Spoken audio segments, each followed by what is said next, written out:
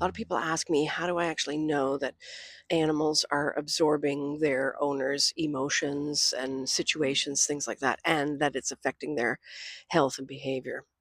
Here's an example. I was working with a client one on one the other day, and she came to me because her dog was leash aggressive, barking, and this kind of came out of the blue. He wasn't always like this.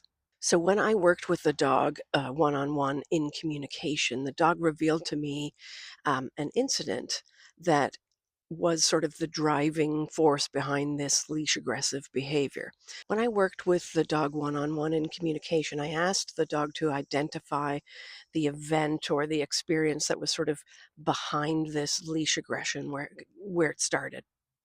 And the dog revealed an event, an experience, an emotion that happened. And when I kind of debriefed with my client afterwards, she revealed to me that the dog wasn't even present for that actually experience. It was something that she had gone through on her own.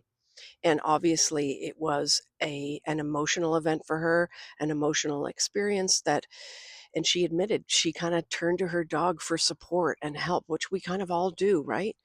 But the dog was holding on to that event that the dog wasn't even present for, and it was driving the emotion of sort of anger and the need to protect oneself. And so that was kind of coming out in this dog's reactivity now.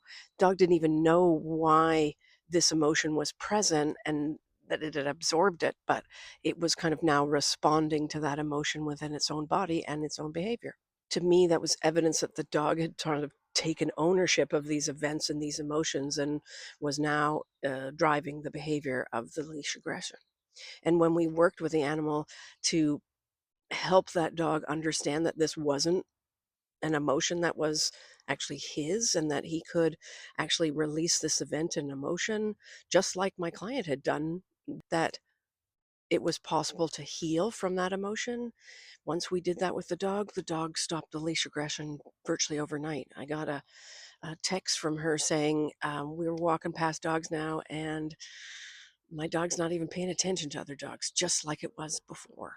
That's the kind of super cool part about working with our animals, helping them release these emotions and things that they're stored in their own nervous system on other people's behalf. And that's when change in behavior and health sort of happens almost overnight. And this was a huge eye opener for my client, too, recognizing that her dog had actually taken on that emotion, had been so empathic that it sort of owned the event and experience and taken it on.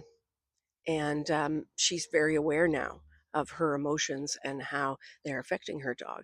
And she's doing something about her own emotions. And actually, together, when we worked with the dog and with her, we've stopped the process of her dog now carrying her emotions for her. The dog no longer does that.